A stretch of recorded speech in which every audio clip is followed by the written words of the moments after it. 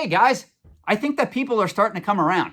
People are starting to analyze that a lot of these prices that we're seeing in a lot of these pop culture markets are not sustainable. Case in point, on September 3rd, 2021, the Associated Press put out an article that was written by Ken Sweet entitled "Collectible Prices Skyrocket to the Dismay of Hobbyists." I will be putting a link to the full article in the description below if any of you guys want to take the time to read it. I am going to quote some lines from this article because it's very important that we have a discussion about this. And I do apologize. I know by the time this video goes live, it'll probably be sometime in October. And here I am talking about an article that was written on September 3rd, 2021. So it just shows you how far behind I am on this overall YouTube channel with the content that I produce.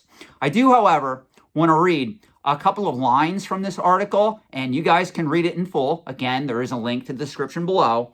And this article goes on to state, and I think this is a great way that Ken captures this. Longtime collectors likely stand to make money in the future, but those who recently entered these collecting communities may be purchasing overpriced cards hyped by those who stand to benefit the most, community leaders said. It's not unlike the stock market craze that drove prices of GameStop and other meme stocks higher earlier this year. There's now a whole subculture of individuals who are using Pokemon as a stock market. I don't know how these people can look at the collecting community and say, this is healthy. And that's really how this article ends. I encourage all of you to read it. Case in point, you guys know I have a love-hate relationship with Heritage Auctions. I love their coin and currency auctions. I routinely bid on them. A lot of the pieces in my high-end investment-grade coin and currency collections have come from Heritage Auctions, but I really dislike the way that they are promoting some of these collecting categories that are up and coming, that are way too speculative and anything but rare. It's really putting a very bad and dangerous vibe, in my opinion, in the overall trade. And a lot of the Timmys, Kimmys, and Poindexters have been falling for it. We're seeing it recently, not only with Great at Video Games. I know I talk an awful lot about Great at Video Games on this channel, but we're also seeing it with certain comic books, certain trading cards, even sports cards to a lesser extent. I am seeing a lot of incidences of quote-unquote alleged market manipulation in a lot of these markets. And Heritage Auctions did put out a Facebook post that really rubbed me the wrong way. I'm going to read this post to you, and this deals with Magic the Gathering. And you guys let me know what you think, both of the article, again, the link's in the description, and also let me know what you think of this Facebook post that I'm just going to read to you right now.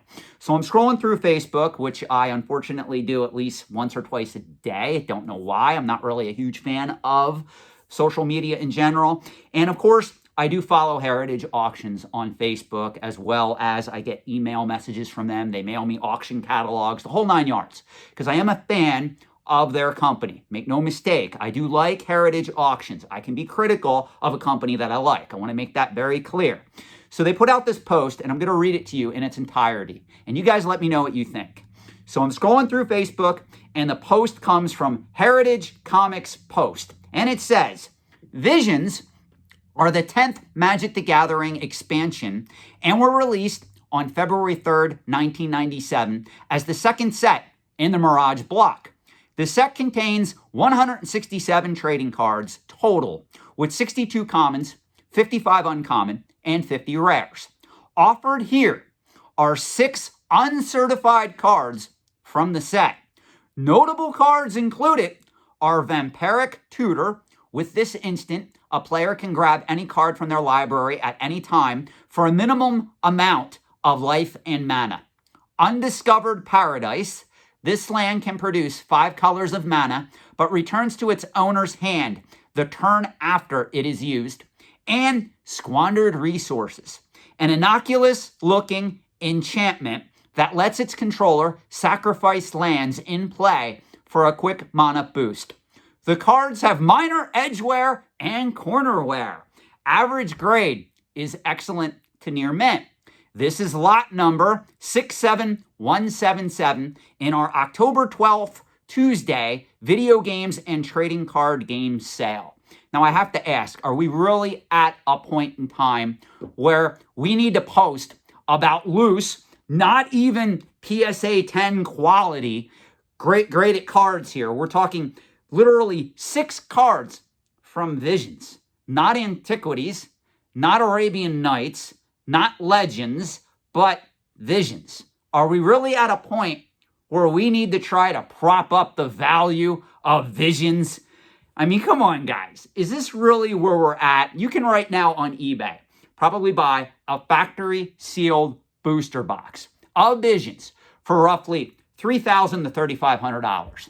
And I know that seems a lot to you guys, but you got to understand, if you buy a factory sealed booster box, chances are you have a good chance of pulling at least 2, if not 3, of all of these cards that I mentioned right here, and they're going to be in near mint to gen mint condition. So I have no idea why an auction company the size of Heritage is trying to advertise the supposed rarity or scarcity of these particular cards that are only in excellent condition, possibly near mint, with minor edge and corner wear. It makes no sense to me.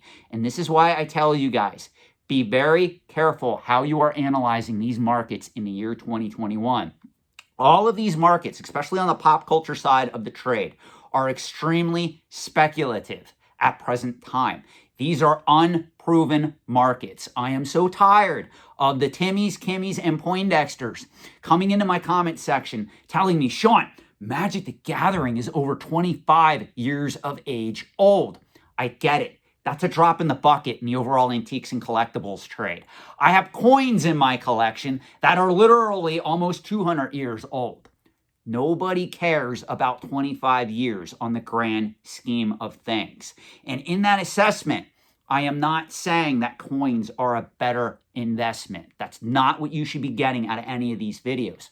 What I am doing is telling you that a market like Magic the Gathering is completely unproven. If you're going to try to invest and speculate in these markets, it's best to do it over the short term.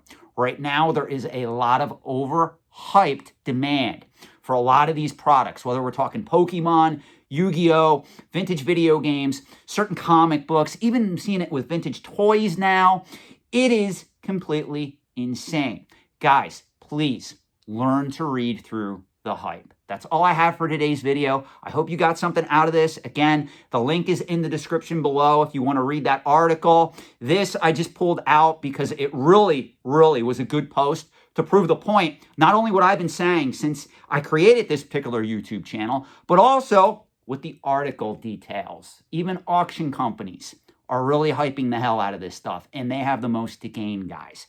Remember, auction companies have a fiduciary responsibility to their consigners and the people that are selling, meaning the people that are consigning items to that. They do not represent a buyer's interest. Remember that. Use your head. It's a lot easier to buy in the market right now in the year 2021 than it is to sell and make money. Remember that. When you buy something, all you got to do is click on it and pay for it. You don't have to do anything else. When you sell something, that's when you have to go, oh, what did I pay for this? How can I eke out a profit? What's the best way for me to push this into the marketplace at the most profitable way? So that's where a lot of the times it hits a lot of people who fill their house with all of these collectibles, and then they say, hey, oh my gosh, I spent $15,000, $20,000. If I sell this stuff, it's going to take me 2 years to list all this stuff on eBay, and I don't even know how much money I'm going to make. Remember, guys, have a plan. Understand how these markets work before you click the buy it now button or the bid button. Thank you, and have a great day.